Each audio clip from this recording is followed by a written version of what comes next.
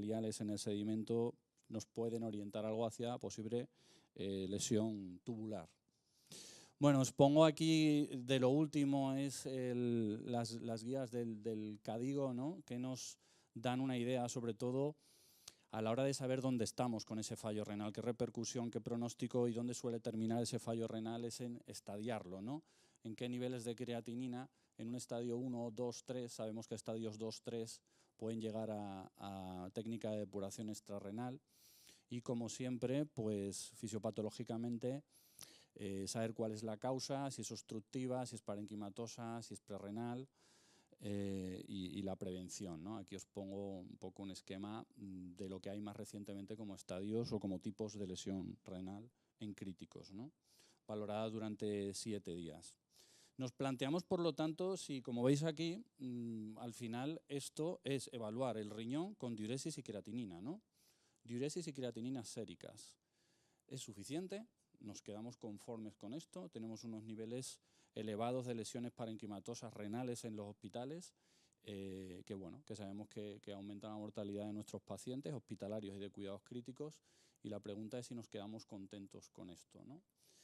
Bueno, nos vamos a la fisiopatología, como he dicho al principio, un poco para recordarla. Sabemos que 3 grandes grupos de causas de fallo renal, la parenquimatosa, la posrenal, y vamos a hablar de la hipoperfusión, ¿no? Hipoperfusión porque no solamente vamos a hablar de la hipovolemia o de que un riñón está mal perfundido por el territorio arterial, sino también tenemos que tener cada vez más en cuenta que el territorio venoso es importante, sobre todo en pacientes hipervolémicos, anasarcados y pacientes con hipertensión intraabdominal que suelen fallar. Ese riñón suele fallar por el territorio venoso, no por el territorio arterial. Y por eso, bueno, os recomiendo precisamente este artículo que habla bastante bien fisiopatológicamente de lo que es el fallo renal y cómo puede estar directamente relacionado con la congestión venosa, sobre todo en este modelo, que es el modelo de hipertensión intraabdominal, en el cual hay una relación lineal del fallo renal con los aumentos progresivos de presión intraabdominal y cómo un riñón puede fallar por tener una presión alta en el abdomen, aunque esté bien perfundido. Y es que la tendencia actual, en cuanto a fisiopatología, es a entender la perfusión renal como la cerebral. El riñón se perfunde sobre todo en diástole, la PVC correspondería a la PIC, ¿no? Y la presión arterial media, pues a la presión de perfusión.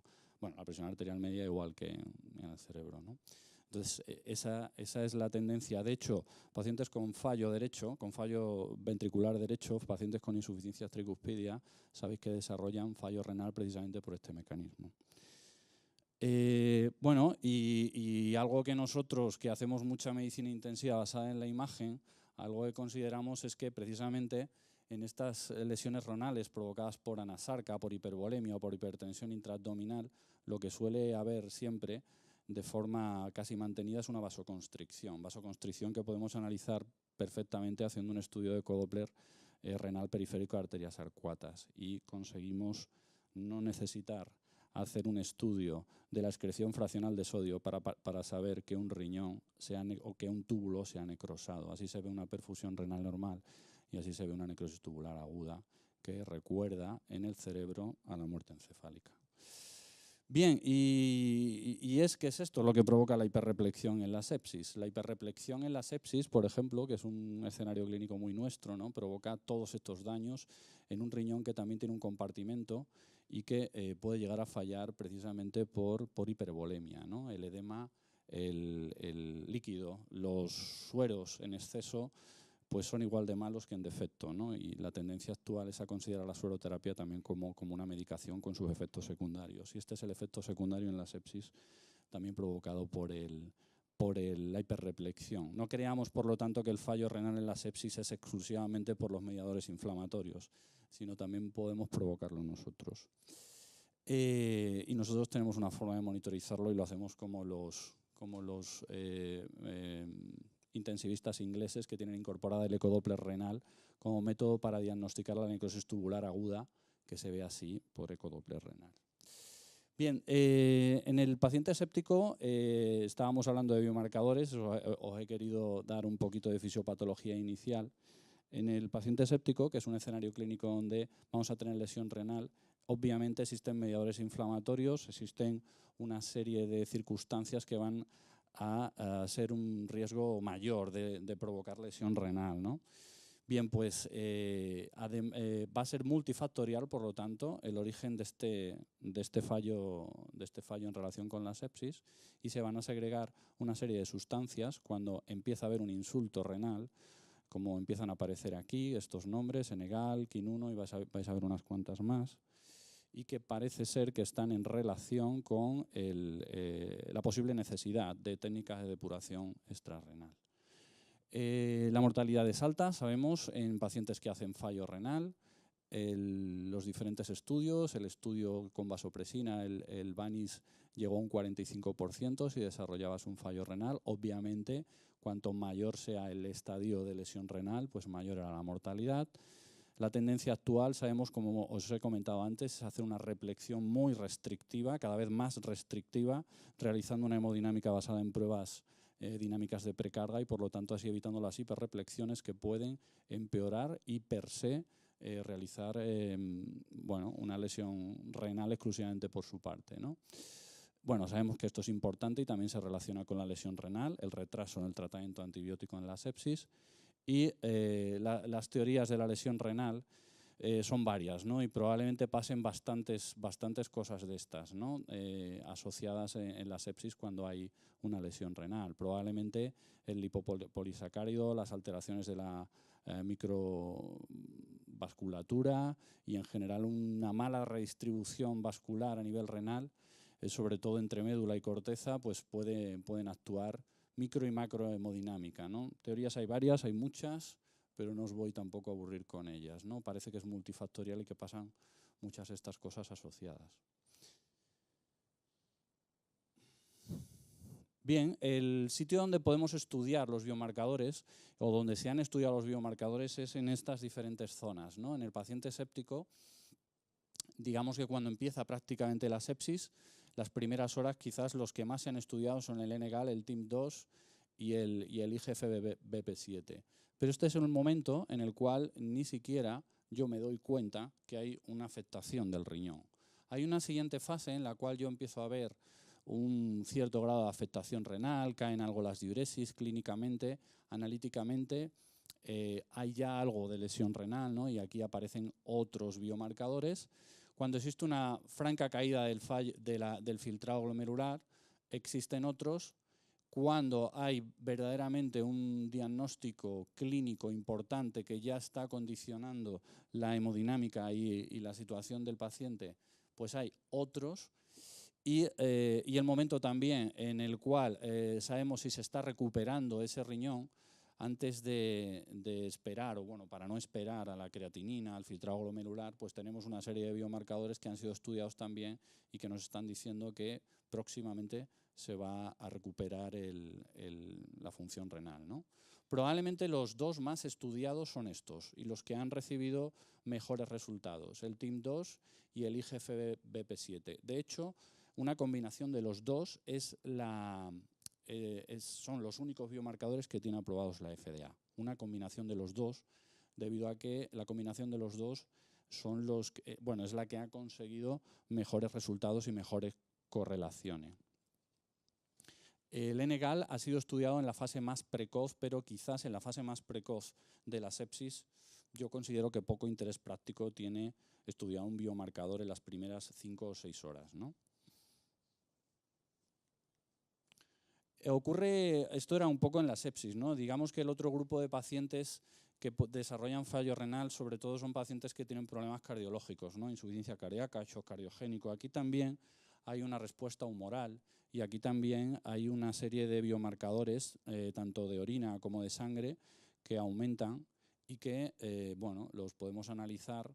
Hay una respuesta humoral también en el fallo cardíaco, no tan explosiva quizás como la sepsis, evidentemente, pero existe también y se empiezan a detectar estas sustancias que te indican muerte, sufrimiento del túbulo, ¿no? Renal y de otras zonas también, del glomérulo concretamente.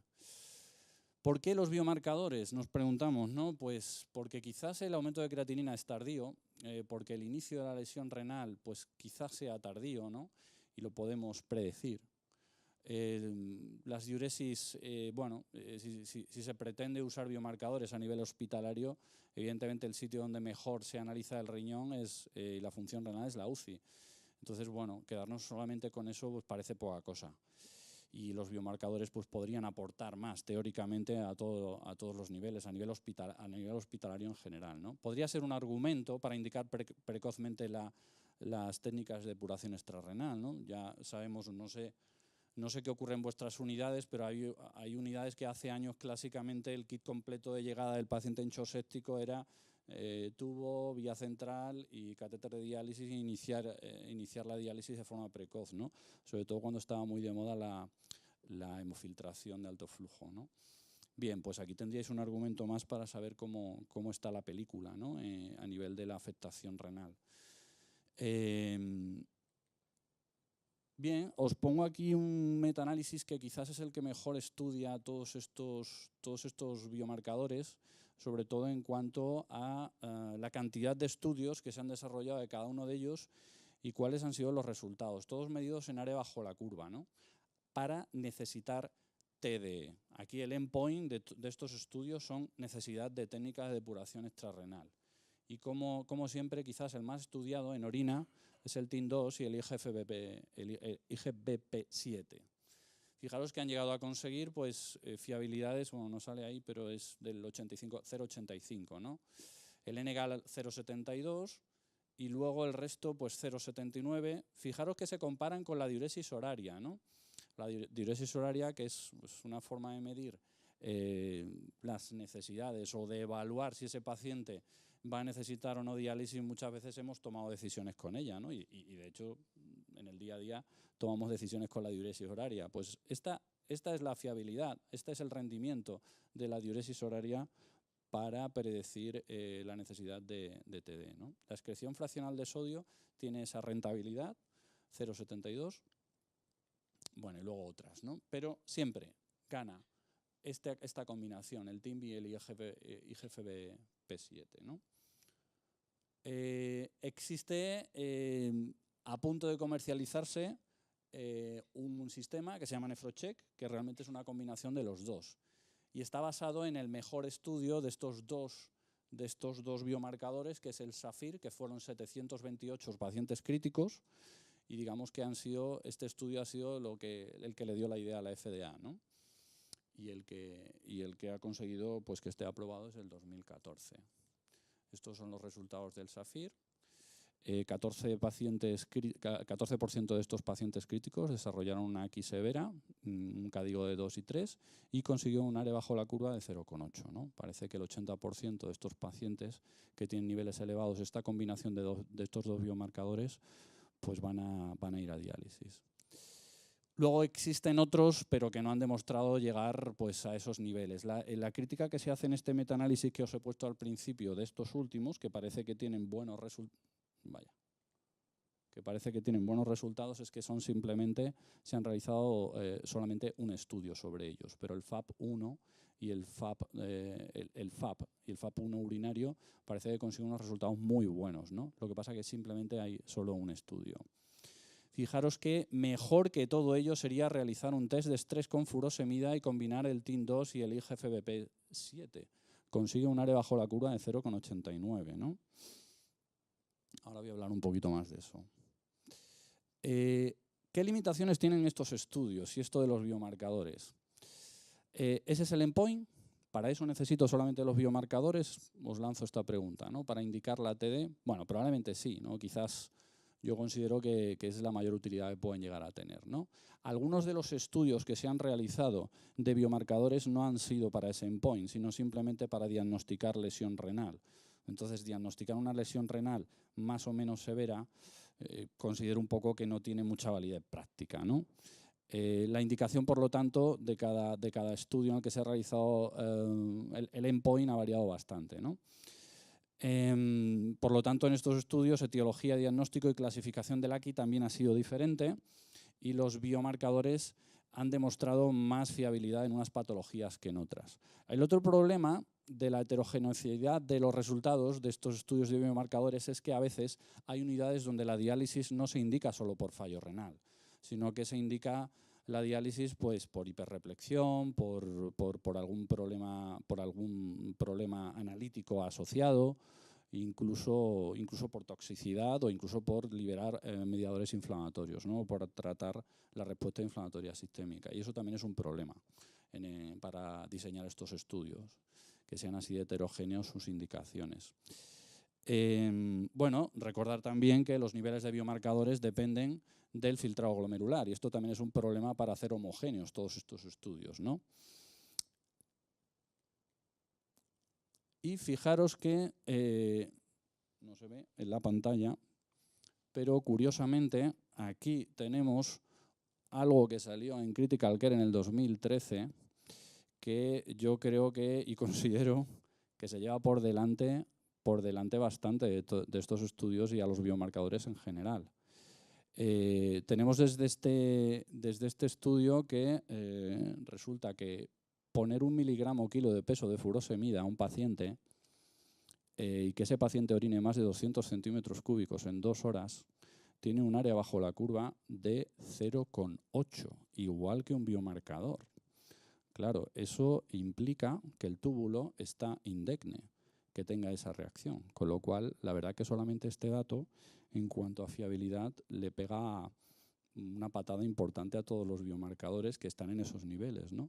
Realizar algo tan sencillo como poner 1 miligramo kilo de peso de furosemida y ver que el paciente orina más de 200 centímetros cúbicos en 2 horas implica en el 85% de las veces que ese paciente no va a necesitar técnicas de depuración extrarrenal.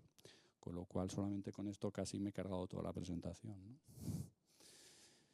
Bien, y esto es un poco opinión, ¿no? Después de todo esto que tenemos encima. Bien, hay que tomar decisiones también con el TD, no solamente basados en el riñón, obviamente, sino también para realizar un balance negativo. No debemos olvidar una buena hemodinámica, ¿no? Una buena macrohemodinámica. Ojo que en algunas ocasiones esos fallos renales pueden estar directamente relacionados con un uso no correcto de los diferentes vasoactivos que tenemos, ¿no? Y lo mismo con cuanto al volumen. Evitar la hipervolemia, que provoca bastante daño renal.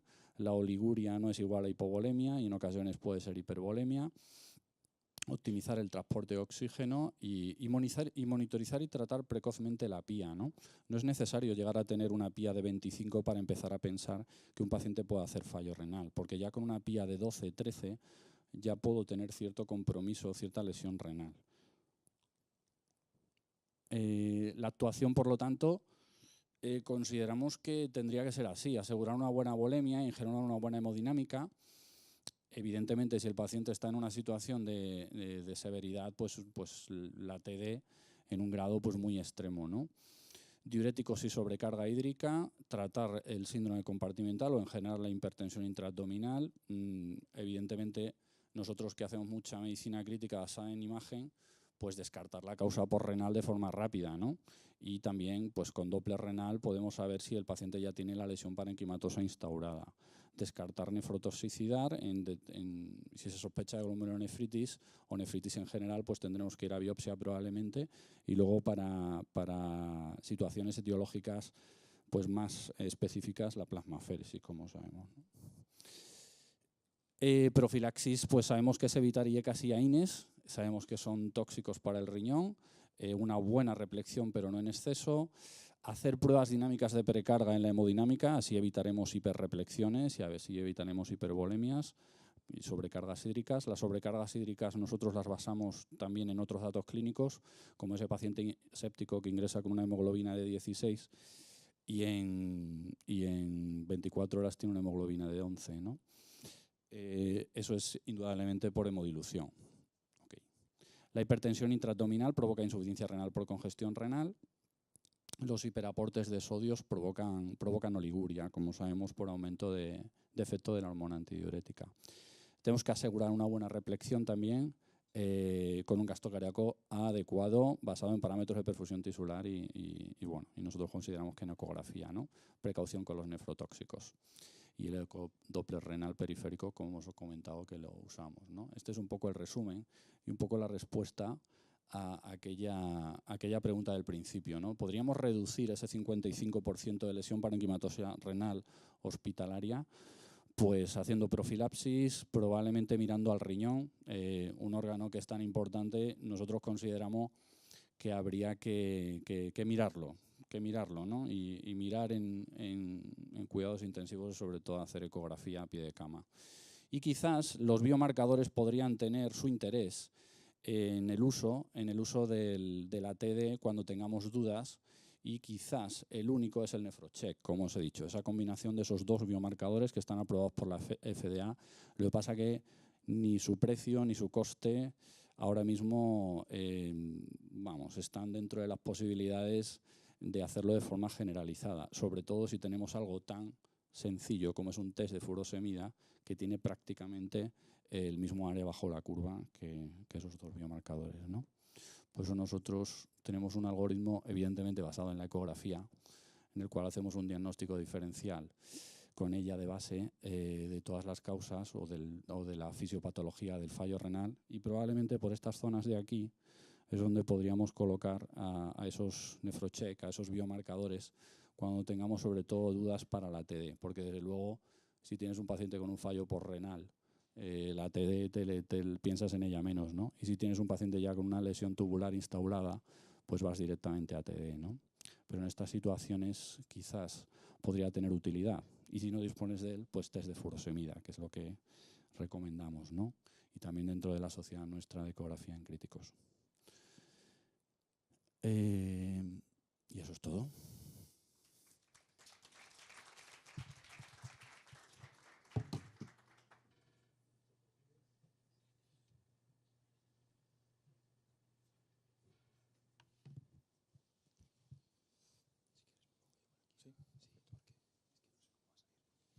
Pues bien, buenas tardes.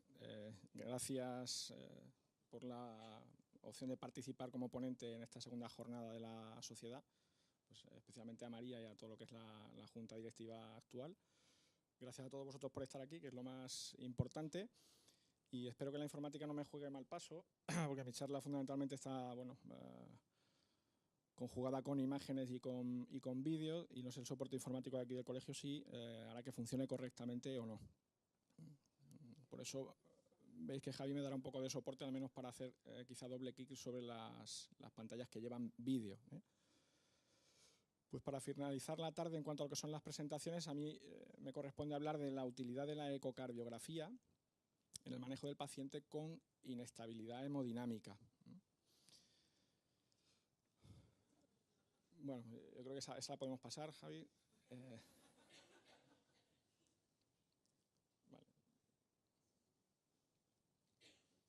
Yo quería empezar haciendo un agradecimiento particular a quienes de alguna forma alimentan el interés por el aprendizaje en técnicas como es la ecografía. Y esto veo que no pasa.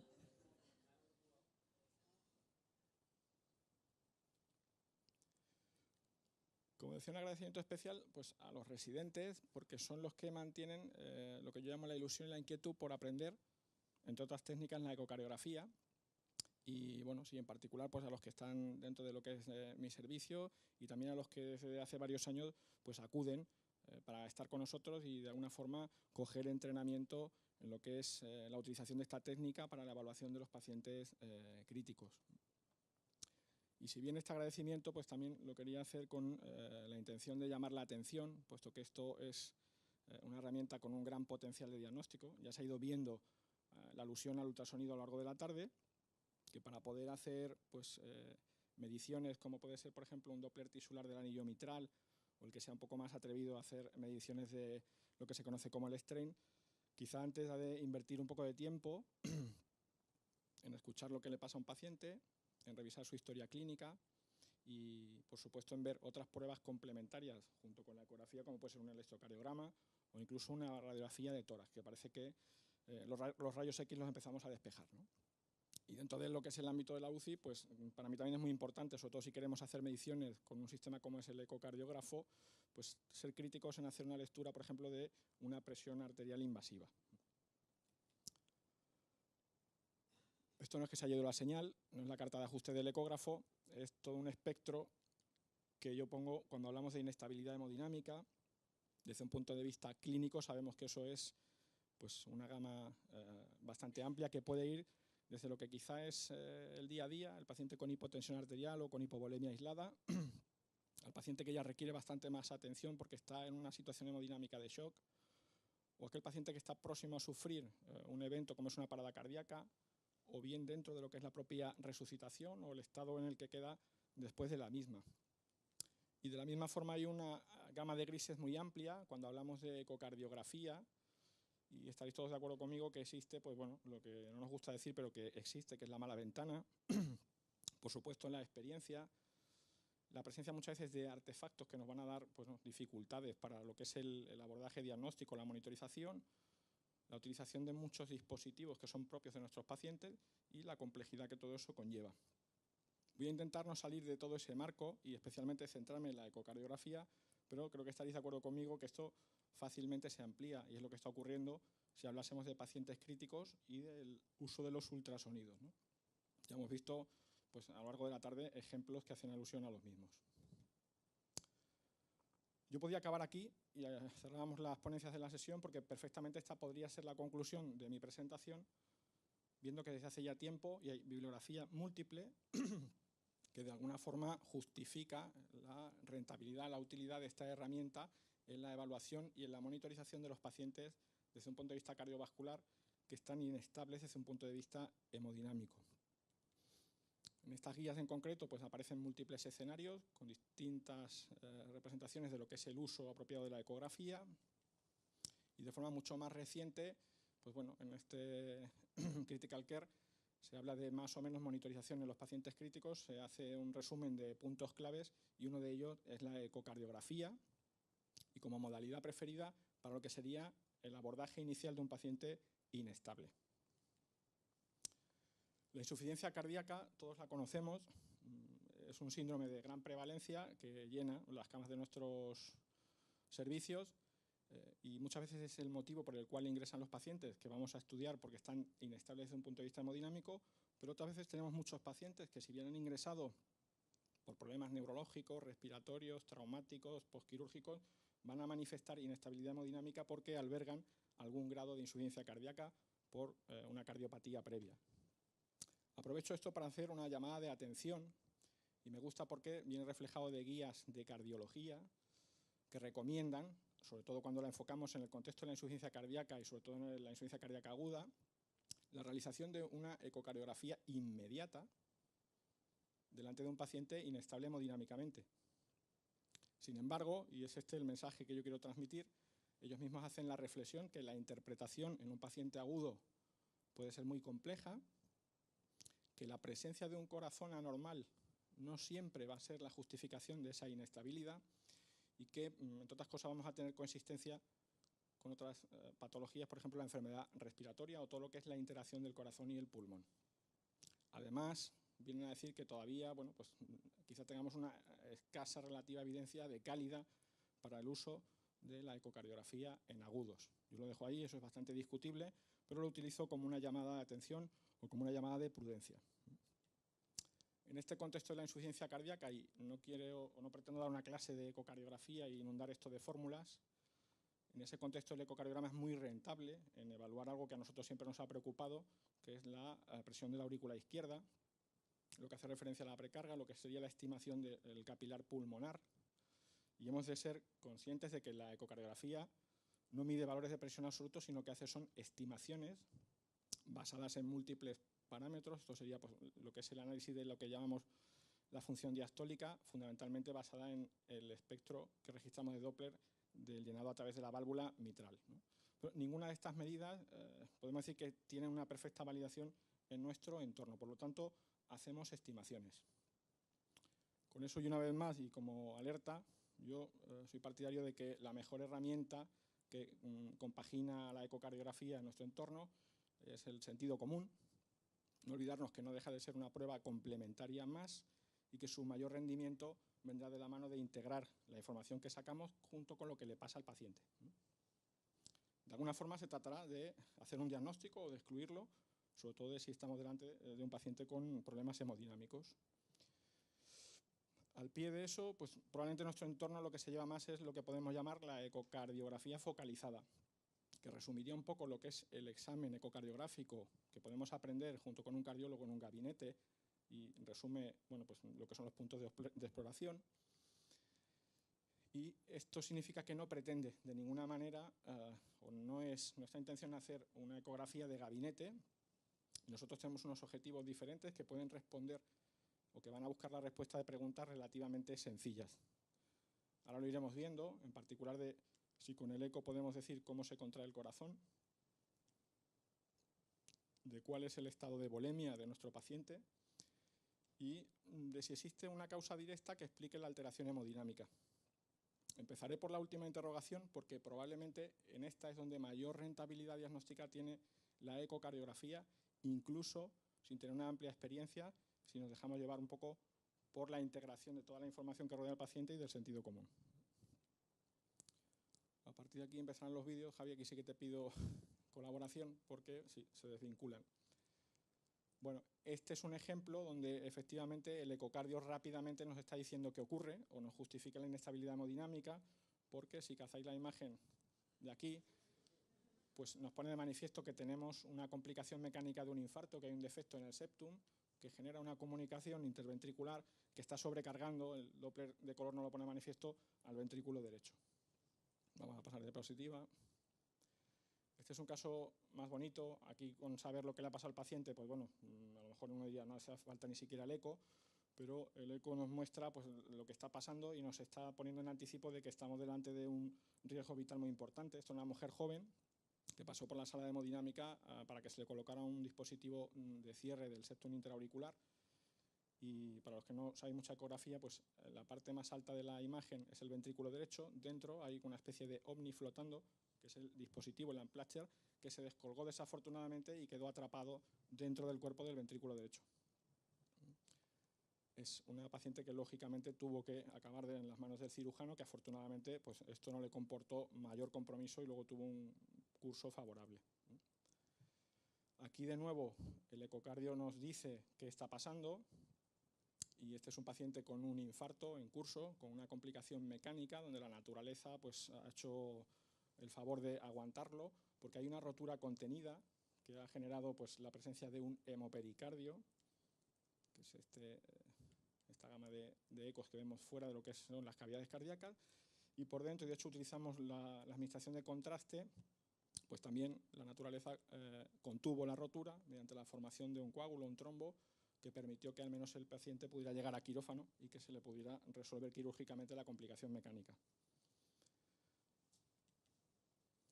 Un ejemplo más, este es muy bonito en cuanto a la historia clínica, muy bonito desde un punto de vista de la imagen, muy desafortunado para el paciente porque acabó en el diagnóstico anatomopatológico de la presencia en el tracto de salida de una masa con aspecto de vegetación, pero de gran tamaño, que lo que hacía era obstruir literalmente la salida de la sangre del ventrículo izquierdo.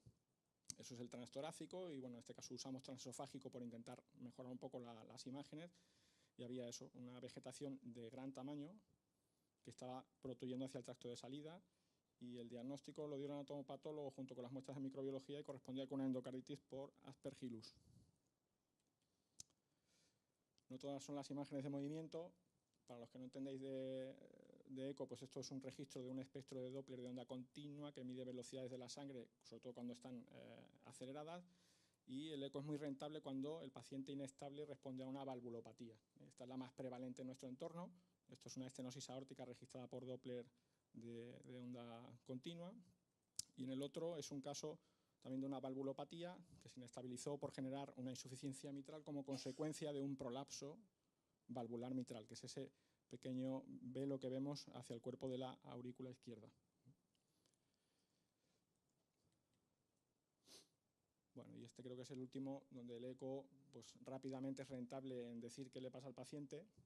Un chico joven que se presentó en la sala de urgencias por un cuadro de insuficiencia respiratoria, diciendo que unos días antes él seguía jugando al tenis, que era su deporte habitual, sin mayores problemas, y lo que traía era una miocardiopatía valvular como consecuencia de una insuficiencia aórtica que se ve en el registro de color y como consecuencia de una anulectasia aórtica. Esto es la raíz de la aorta, que si os fijáis pues prácticamente tiene el mismo diámetro que su ventrículo izquierdo, que se había ido remodelando al paso del tiempo como consecuencia de la sobrecarga de volumen de la insuficiencia aórtica. Bueno, cambiamos de escenario. El eco también es especialmente rentable en los pacientes que se aproximan o que sufren una parada cardíaca.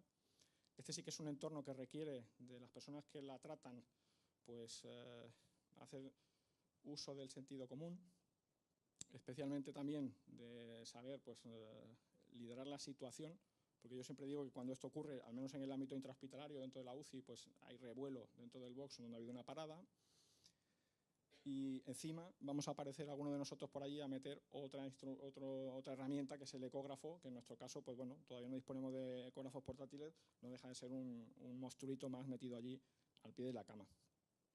Es como si introdujésemos esa herramienta dentro de lo que es la cadena de la reanimación, y creo que aquí el eco, bueno, pues puede aportar bastante, sobre todo si nos dice, en caso de disociación electromecánica, si realmente hay una verdadera actividad eléctrica sin pulso. Y eso nos puede ayudar, por ejemplo, a tomar la decisión de si podemos seguir reanimando al paciente o no.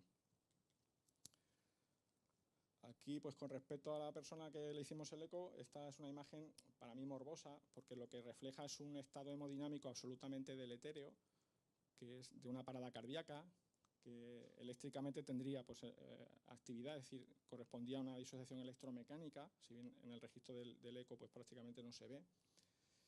Y lo que decía sobre la verdadera disociación electromecánica, pues con el eco, el ventrículo izquierdo está totalmente colapsado porque se ha sobrecargado todo el lado derecho, pero una embolia de pulmón, todavía tiene cierta capacidad contráctil.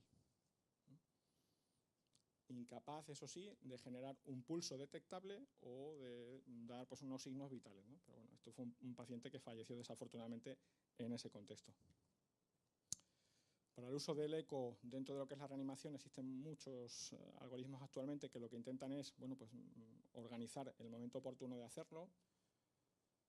Este es un eco que registramos en la unidad, también bueno, un poco por estado morboso y pensando en esta exposición de lo que sería la introducción del ecógrafo como monitorización de las compresiones torácicas. Esto no es algo que se haga habitualmente y de hecho no es algo que esté justificado porque en ningún caso el ecógrafo tiene que impedir o retrasar la reanimación y mucho menos el ecógrafo lo que tiene que hacer es que el reanimador cese en las compresiones torácicas, todo lo contrario. Sí que habrá de aproximarse para, en el momento en el que se decida hacer una pausa en las compresiones para comprobar el estado circulatorio, pues entonces sí, meter el ecógrafo por allí a ver si detectamos cuál es la causa de la parada. Y una vez más, lo que vamos a intentar es dar respuesta a preguntas sencillas a las cuales estamos entrenados en el contexto de la reanimación para detectar aquellas causas reversibles y hemos de ser, en ese sentido, consecuentes de detectar causas que son potencialmente reversibles y que no sabemos, pues como es el neumotórax, el taponamiento, infartos muy extensos, la embolia de pulmón, etc. No quería traer imágenes del pulmón porque esto es ecocardio, pero bueno, me gustaba, ya como el Critical Care hace ya años, poner una imagen que casi se considera patognomónica de lo que es un neumotórax, donde el modo M remeda a lo que es un código de barras que aparece cuando lo ponemos sobre el tórax en un pulmón donde el parénquima pulmonar ha desaparecido como consecuencia del neumotórax. De la misma forma, en ese artículo pues bueno, salen imágenes de paradas cardíacas, aquí por un gran derrame pericárdico, o bien en este caso de una embolia de pulmón con una gran sobrecarga ventricular derecha que comprometía la dinámica del septum. Estos son casos nuestros de un paciente con derrame pericárdico masivo, donde veis la dinámica del corazón completo, que lo que hace es aletear dentro del propio saco pericárdico que se ha inundado.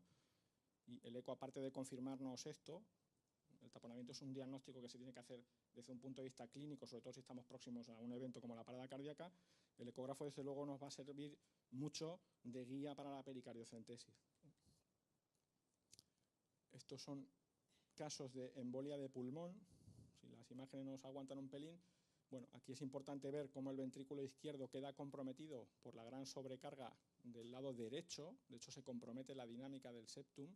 El ventrículo izquierdo puede coger en estos cortes, donde lo vemos transversal, una forma de letra D. Y el caso de abajo, que es diferente, este paciente aquí tenía una situación de estabilidad hemodinámica. El eco nos puso en el aviso de que estábamos delante de un paciente de muy alto riesgo y, de hecho, como consecuencia de esta imagen que se adquirió dentro del gabinete de cardiología, ingresó en intensivos con un trombo de gran tamaño que estaba flotando dentro del ventrículo derecho. Pues desafortunadamente, y a pesar de iniciarle un tratamiento anticoagulante, acabó en una parada cardíaca dentro de la UCI en las primeras 24 horas. Y este es un caso que yo tengo guardado con cariño porque, bueno, lo conseguimos en el contexto de un enfermo que había sufrido una parada cardíaca, una persona joven. De la parada cardíaca no había registro, pero presumiblemente hubo un ritmo desfibrilable, se recuperó, de hecho pues estuvo con nosotros bastante tiempo, evolucionó a una encefalopatía posanóxica, eso impidió aportar algo sobre estas imágenes, y realmente la ecografía la hicimos delante de un paciente al que con un pronóstico neurológico infausto pues dábamos un poco por perdido, y utilizamos el ecógrafo entre otras cosas para coger habilidad y hacer manos, ¿no? Y sorpresa, estos son imágenes de ecotransesofágica que nos cortan a nivel del plano valvular aórtico la válvula aórtica y en una proyección diferente, con un ángulo distinto, lo que es la apertura hacia la raíz de la aorta de una estructura curiosa, fibrilar, circular en este segmento y allí justo, ¿no? Para los que no estáis habituados al eco, bueno, en el transesofágico aquí se identifica muy bien la anatomía de la válvula aórtica. Este es el seno coronárico izquierdo, eso de ahí es el tronco común izquierdo, y presumimos que esta estructura, que podría ser un fibroelastoma, pudo en un momento determinado ocluir o comprometer el flujo coronario del árbol izquierdo. Nos quedamos sin diagnóstico porque es un paciente extranjero que se repatrió y que, lógicamente, por el pronóstico neurológico no se le pudo tampoco aportar nada desde un punto de vista de la cirugía cardíaca. Si bien el paro cardíaco es una entidad que, por suerte, para todos, no aparece todos los días, el paciente en estado de shock y el paciente hipotenso, pues seguro que estáis de acuerdo en que supone un reto diario dentro de nuestra práctica clínica. De alguna forma es importante recordar que más de la mitad, hasta un 60% o más de las causas de hipotensión dentro de la UCI o áreas de emergencia tienen un sustrato cardiogénico. Este es un artículo reciente que me parece importante porque nos acerca a lo que ya nos ha venido en cuanto al abordaje terapéutico del paciente en shock cardiogénico, una entidad que cuando aparece pues requiere toda la atención del mundo, que refleja bastante bien lo que podría ser la definición del estado de shock, y en este caso del estado de shock cardiogénico, y que nos lleva un poco pues a lo que en la actualidad se procura, que es el abordaje multidisciplinar y a la formación de equipos, y en este caso pues a la formación de equipos pues para todas las posibles terapias mecánicas, los soportes mecánicos que se pueden aportar. Nosotros tenemos experiencia fundamentalmente con el balón de contrapulsación. Desde no hace mucho tiempo pues disponemos de asistencias con ECMO, tanto para soporte respiratorio como hemodinámico, y probablemente, conoceremos algún tipo de impela e incluso asistencias ventriculares directas, ¿no? Claro, en todo este tipo de escenario, el ecógrafo es fundamental. Y aquí nos vienen a decir que es esencial tanto en el diagnóstico como en la terapia, en el seguimiento, en la monitorización hemodinámica, y destaca, como siempre, por ser una técnica no invasiva que nos va a dar información directa de la estructura cardíaca y de la función. No me voy a meter más en esto, pero es, como yo digo, el futuro ya presente. El soporte circulatorio mecánico, afortunadamente, es algo que hoy ya tenemos disponible y que es una opción más a la recuperación de las personas que entran en una situación de shock cardiogénico, muchas veces como puente a la recuperación o como puente a una opción terapéutica que podría ser el trasplante. Y dentro de las distintas modalidades, pues en casi todas ellas el ecocardio muestra la utilidad. Ya desde lo que puede ser el inicio del soporte, por supuesto en lo que puede ser la indicación, y aquí entraría, por ejemplo, pues en los accesos vasculares a las canulaciones, como en la detección de complicaciones. Estas son imágenes recientes de un caso que tuvimos, donde probablemente la poscarga aumentada por el soporte circulatorio en la raíz de la aorta pues hace, si se llega a mantener la imagen un tiempo, ver cómo desaparece la dinámica normal con cada latido de la válvula aórtica, y delante de lo que es la recuperación, pues el ecógrafo nos va a permitir medir o establecer el plan del destete del soporte mecánico. Para las asistencias directas es importante sobre todo la evaluación del ventrículo derecho, porque es el que nos va a hacer de guión si nos estamos pasando o no con el soporte. Bueno, volviendo al paciente con hipotensión y con shock, protocolos hay todos los que queráis y más. No todos, o sea, no son todos de ecocardio, es decir, muchos los conocéis y incluyen pues, el ultrasonido en el abdomen, a nivel vascular, etcétera. A mí me gusta y yo me quedo y traigo un poco pues, este protocolo, que es para la utilización rápida del ultrasonido en el enfermo en situación de shock y que permite diferenciar los distintos tipos de choques que conocemos, haciendo un análisis sencillo de lo que sería todo el aparato cardiovascular. Empezando por un análisis de lo que se conoce como la bomba, los ventrículos, de lo que serían los tanques, fundamentalmente bueno, pues la vena cava, las yugulares y lo que son acúmulos de fluido frecuentes, tanto en la cavidad abdominal como en la torácica, en las pleuras, y luego un análisis de lo que se considerarían los tubos, fundamentalmente la aorta. En la evaluación del ventrículo izquierdo quizá es en lo que nosotros tenemos más experiencia porque hemos convivido mucho con el enfermo coronario y la cardiopatía isquémica en la expresión de los infartos pues es el mejor ejemplo. Este es un paciente joven que hemos tenido recientemente con un infarto anterior extenso que requirió soporte inotrópico y que ha quedado con una disfunción ventricular izquierda severa, que es lo que manifiestan estas dos imágenes de eco, tanto en un corte de 4 cámaras como aquel de 2, que se mantiene pues, a expensas de la contractilidad fundamentalmente de los segmentos basales. Lógicamente, pues sabéis que el ecógrafo puede ir más allá y puede dar medidas o valores cuantitativos de lo que es la propia función ventricular, la fracción de eyección, los volúmenes que maneja, etc. Este es otro ejemplo claro de disfunción severa, en un enfermo también con una cardiopatía isquémica evolucionada que incluso pues, ha generado ya un aspecto de miocardiopatía y sin tener mucha experiencia, pues bueno, podemos darnos cuenta cómo hay una afectación grave de lo que es la función de la bomba, en este caso izquierda, y que incluso ha complicado el caso porque ha aparecido un trombo intracavitario consecuencia de la dinámica de la sangre dentro del ventrículo izquierdo. De la misma forma, la otra bomba, el ventrículo derecho, es muy importante y bueno, el ecógrafo, y si cogemos guías, podría ser un sistema imparable en cuanto a valores que podemos utilizar para evaluar la función del ventrículo derecho. En la clínica se resume en hacerlo comparativamente con el lado izquierdo, empezando por si tiene un tamaño similar o no, y por unos parámetros que pueden ser subjetivos en cuanto a lo que es la contractilidad, así como algunos que ahora vamos a comentar que son los que más se utilizan. Este es un caso de un posoperatorio de cirugía cardíaca, donde la hipotensión a veces es muy frecuente sencillamente por el hecho de la propia cirugía y de la manipulación que hace el cirujano de las cavidades derechas y de la canulación de la orejuela y la aurícula derecha, que queda atónica y que eso justifica que el paciente se quede en el posoperatorio muchas veces dependiente de soporte vasoactivo. No requiere más que la monitorización y a veces la paciencia porque esto se suele recuperar espontáneamente. Como decía, pues bueno, podemos tirar de una serie de parámetros más objetivos que todos seguramente los que hacéis ecografía conocéis, que son el TAPS, la excursión del anillo tricuspidio, o la utilización ya de una cosa un poquito más compleja, que es medir la velocidad del tejido sobre el anillo tricuspidio con el Doppler tisular. Este es otro caso de disfunción derecha grave en el contexto de una hipertensión arterial pulmonar primaria. Vamos a ir para atrás un poquitín, Javi. Muy exagerado de una paciente joven que tuvimos en la unidad, pues eso, con una hipertensión pulmonar primaria muy grande, que hemodinámicamente pues no estaba en una situación, como podría parecer por la eco, de una embolia de pulmón, pero fijaros la repercusión grave en la función ventricular izquierda como consecuencia de la dilatación del derecho y aquí incluso pues la hipertrofia que esto genera sobre el lado derecho. Pasamos dentro de ese protocolo a la evaluación de los tanques. La vena cava inferior es algo que tiene que formar parte de la evaluación ecocardiográfica y no nos podemos quedar con medidas estáticas, sino con dinámicas, porque esto tiene relación directa con la repercusión en los órganos y con la perfusión de otros órganos, como os he comentado anteriormente. Y si bien es relativamente fácil con un modo M conseguir evaluarla y medirla, bueno, lo ideal es hacer medidas que nos den información del grado que tiene o bien de colapsabilidad o bien de distensibilidad.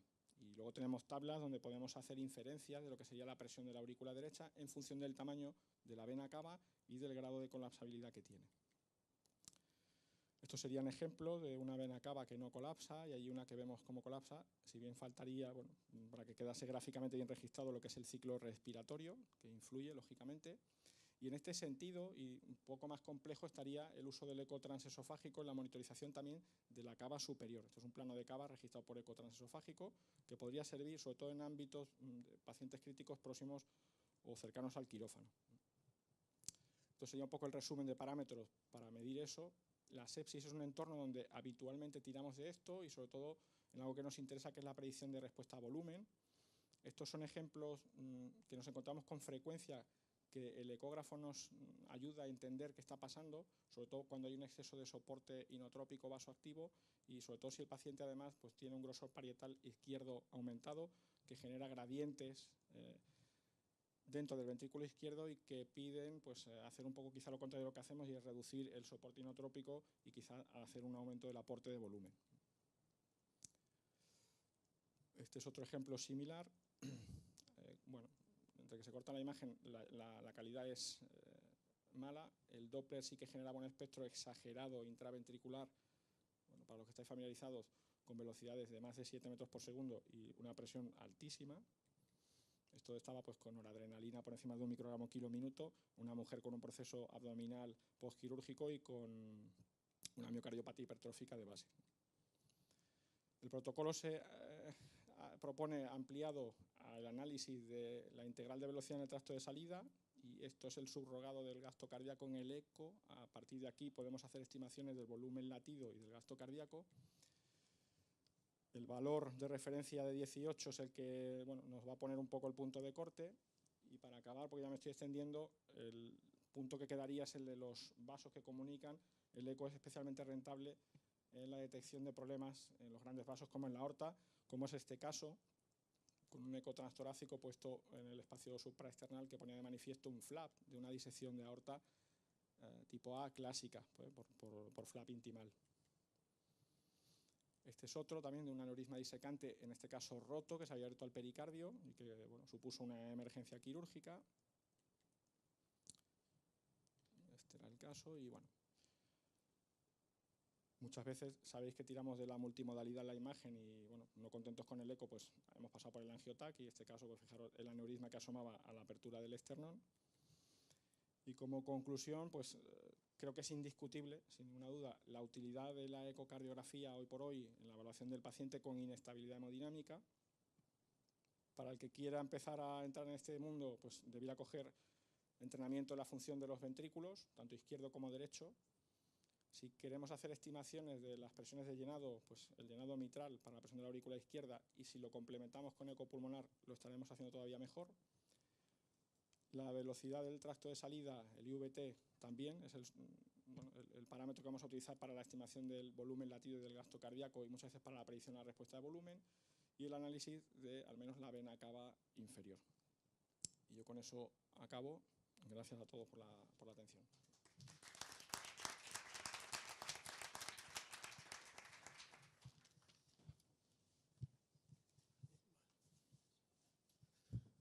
Muchas gracias a los tres ponentes, ha sido muy interesante. ¿Preguntas por la sala? Ahí, así me gusta. Doctor Roig. ¿Qué tal? Buenas tardes. Nada, antes, gracias a todos los ponentes, han sido muy interesantes. Empecé a hacer una pregunta a María. María, tú has hablado del pronóstico de la procalcitonina, pero con unos puntos de corte de 7. Nosotros normalmente cuando estamos ante shock séptico estamos con valores de procalcitonina muy altos. Entonces, ¿cómo diferencias tú? ¿Crees que hay algún tipo de capacidad de valorar el pronóstico cuando la procalcitonina está 60, 70, 80, o sea, entre pacientes? ¿Qué valor tiene cuando es muy alta?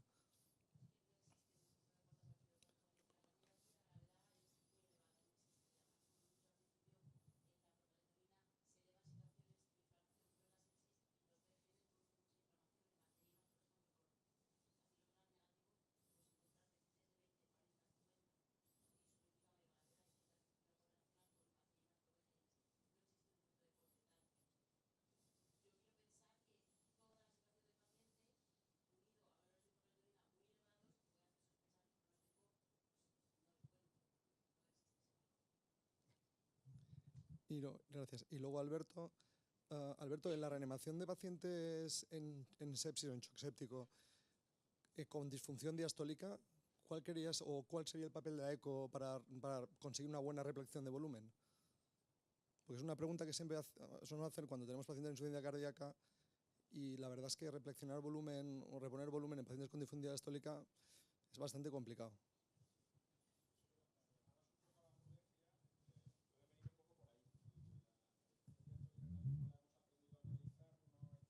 Entre comillas, validada, por ejemplo, para el contexto de un proceso séptico, sobre todo si estamos en el punto de la sepsis donde ya hay afectación miocárdica.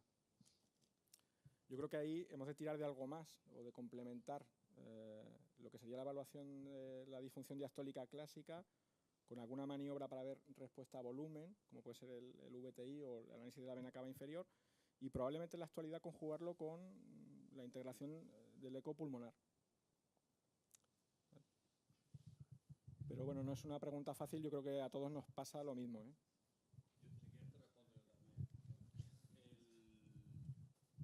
El problema en la sepsis es la respuesta dinámica precarga, eso está clarísimo. Cuando tienes una función diastólica alterada, el límite es el pulmón. Es decir, el pulmón tiene una sensibilidad tremenda, la ecografía pulmonar, para empezar a ver edema pulmonar. Es más precoz incluso que la auscultación. Entonces, si tú exploras el pulmón, es tu límite de precarga. Cuando sobre todo tienes precargas que dudosamente puedan ser patológicas y se pueda empezar a ver edema pulmonar, el edema pulmonar cardiogénico y la hipervolemia en el ecopulmonar se ve muy bien. Entonces es un complemento perfecto para las dudosas precargas, sobre todo en esa situación de ecocardiografía Doppler. Sí.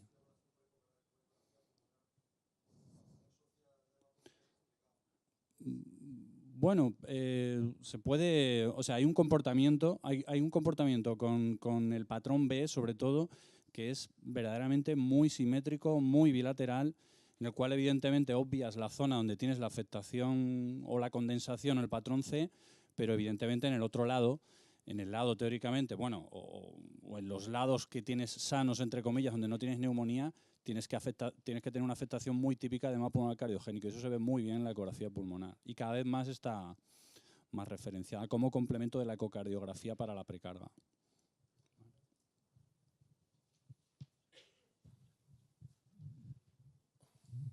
¿Alguna otra pregunta?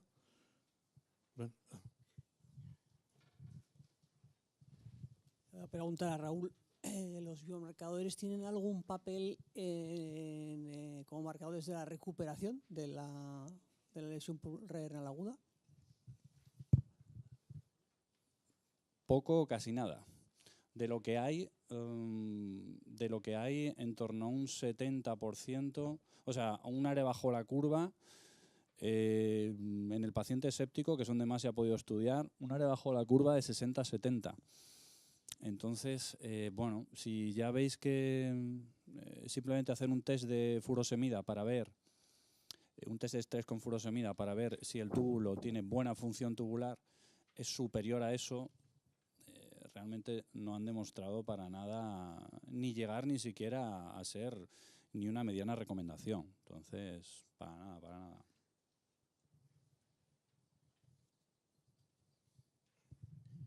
María, de los biomarcadores últimamente que hay más en estudio de aproximación, sobre todo en pediatría, sobre todo son los que hacen un acercamiento sobre el RNA de respuesta del paciente.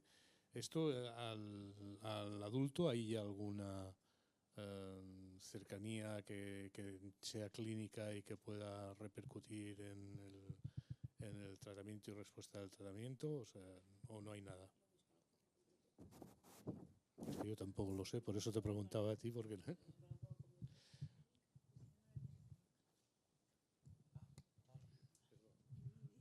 pues desconozco si hay biomarcadores en pediatría que se están utilizando ahora en adultos, lo desconozco. Bueno, ya es las 1:30, yo creo que es una muy buena hora para dejarlo y le cedo la palabra a la presidenta para que nos diga qué hemos de hacer.